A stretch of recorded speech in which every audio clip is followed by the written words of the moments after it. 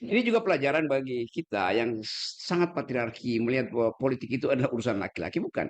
Politik dari awal ada urusan ekonomi yang kata dasarnya adalah rumah tangga tuh. Jadi di Hmm, dalam rumah tangga justru di situ public policy dibuat tuh. ya. Dan kadang-kala kita nggak ngerti bagaimana ethics of care dari perempuan itu tiba-tiba udah tersedia sajian di meja tuh tanpa si pria tahu tuh dari mana sumbernya tuh.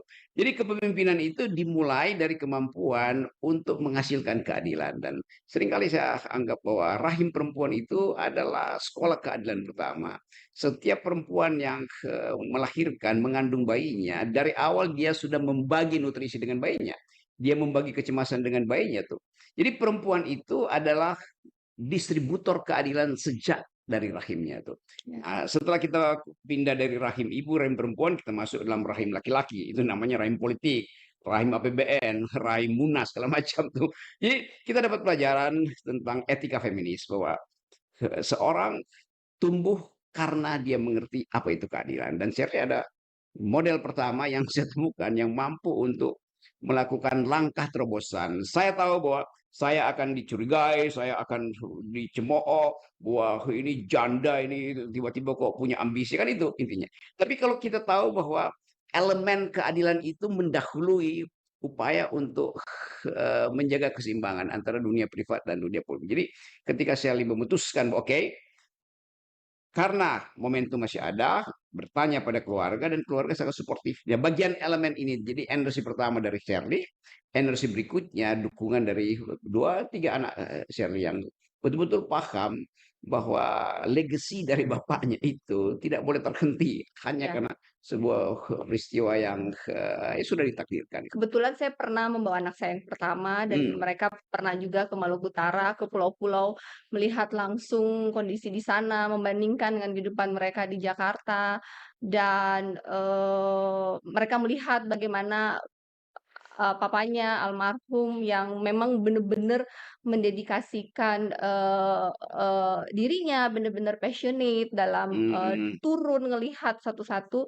Mereka melihat itu dan kemudian saya sendiri merasa bahwa memang bahwa ada, eee, saya perempuan, saya selalu kalimat pertama saya itu perempuan, tidak pernah dalam sejarah Maluku Utara itu perempuan menjadi pemimpin.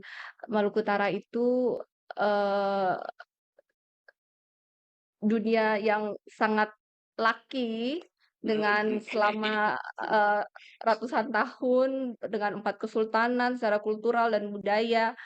Tetapi saya tidak pernah merasa bahwa menjadi perempuan adalah kelemahan. Saya tidak pernah menjadi perempuan adalah kelemahan. Saya selalu merasa bahwa perempuan itu, ya mungkin kita kelihatan lemah, kita kelihatan lembut, tapi saya selalu merasa perempuan itu punya kekuatan internal yang sangat kuat, apalagi karena saya juga sudah menjadi seorang ibu, menjadi Hmm. seorang ibu rumah tangga. Semua ibu dan sebuah ibu rumah tangga tahu kekuatan yang kita miliki sebagai seorang ibu dan ibu rumah tangga itu selalu ada kekuatan ekstra itu, tetapi Baik, kekuatan kemudian saya memahami bahwa akan ada penolakan, tetapi waktu itu tidak terpikirkan menjadi penghalang, saya hanya fokus untuk, melanjutkan gagasan besar untuk Maluku Utara dan berjalannya dengan setelah proses KPU selesai 7 hari dan mulailah bermunculan karena saya perempuan.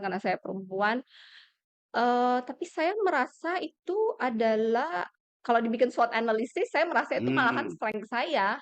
Hmm. Karena kita ada 4 paslon dan 3 ada laki-laki, saya satu-satunya perempuan dan perempuan mewakili sekitar 52% dari Maluku Utara. Dan saya selalu bilang, yang paling mengerti perempuan adalah perempuan itu sendiri. Ya, oke. Jadi saya belajar untuk mengerti melalui share itu.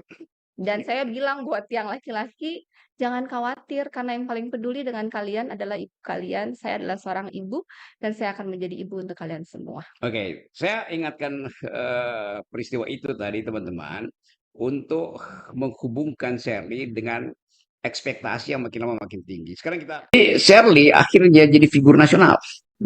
Orang ingat Shirley ya bukan sekedar calon atau gubernur terpilih, tapi seseorang yang jadi simbol bahwa Indonesia ada pemimpin akhirnya kan.